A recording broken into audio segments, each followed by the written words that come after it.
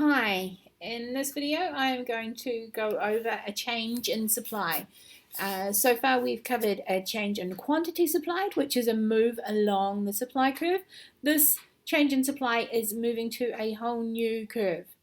Alrighty, so what is a change in supply? There are things other than price. So remember, the law of supply says that when price increases, quantity supplied increases, vice versa, ceteris paribus. This is where ceteris paribus has changed. Something has changed in the supply chain that's going to make a change in supply. It could be a change in technology. So perhaps you are a baker and you've bought a new oven that can hold 8 trays of cookies instead of 4 trays of cookies. Suddenly it costs you less to provide those extra cookies, so you're going to make more with the same amount of time. You can cook 8 trays in the time it takes to cook 4. The cost of production, the items that go into it. It might be, if we're thinking about the cookies, it could be a change in the cost of flour or the cost of electricity or labour or something like that. The cost of related goods, your suppliers might change their production if something else is relatively more affordable. So if you are baking cookies and suddenly everybody likes muffins instead, they use the same ingredients, there could be a change to making muffins instead of cookies. You might reduce your supply of cookies and increase your supply of muffins. We'll come back to that in a few minutes. And then external factors. These are things like weather and political decisions and that kind of thing that can have an impact on whether you can supply a good and how much you are willing to supply it for. Alrighty, so an increase in supply looks like this. We've got our original supply curve and we're moving outwards to the right, so further down that quantity line, and so that means that more is going to be provided at each and every price. So if you have a look, so say the price here, if we went across, that would be the original, and this is the new amount down to the quantity. We can show that the supply has changed. We don't always have to draw those lines in. It depends on the situation whether you need to do that. Alrighty, a decrease in supply goes the other way. So we're shifting, it's an inwards shift or a shift to the left of the supply curve. They are producing less. They're less willing and able to supply at each and every price. So less things will be supplied. Now let's come back to these non-price factors. Internally, these are the things related to how the supplier operates.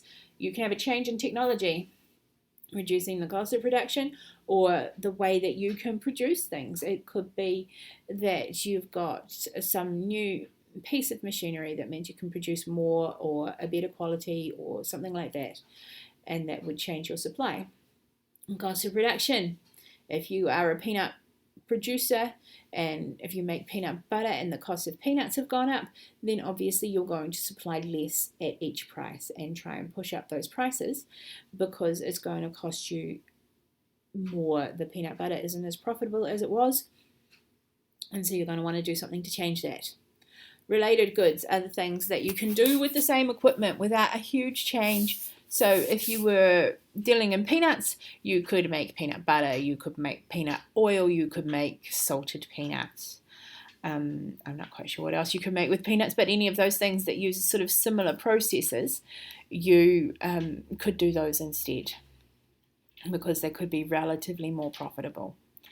Okay, and then the external factors. We've got these 5 factors. Trade factors, it might be the cost of getting something in, might be that you can't get it in anymore. During COVID, there's lots of delays with shipping and huge increases in the cost.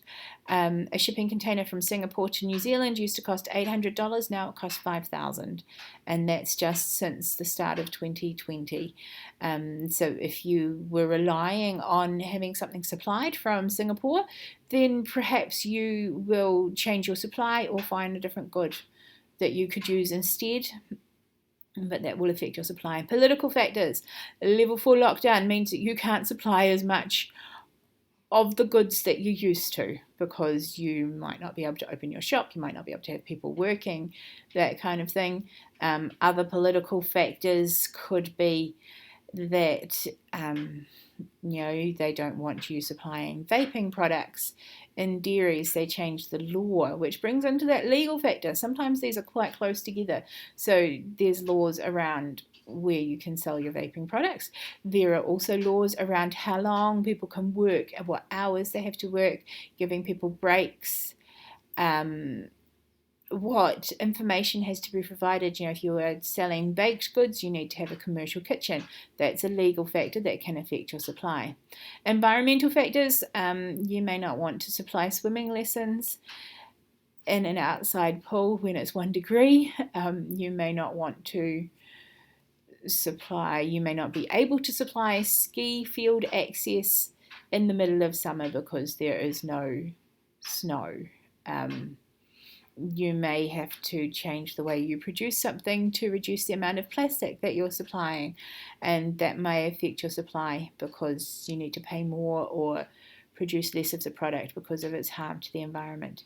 And then the same thing with cultural factors. We're thinking about how what is being produced affects other people, and that can have an impact on whether your supply will increase or decrease. And so the basic idea is any of these things are different to price, because they're going to cause a change in supply, and we're talking about a whole new supply curve. Thank you.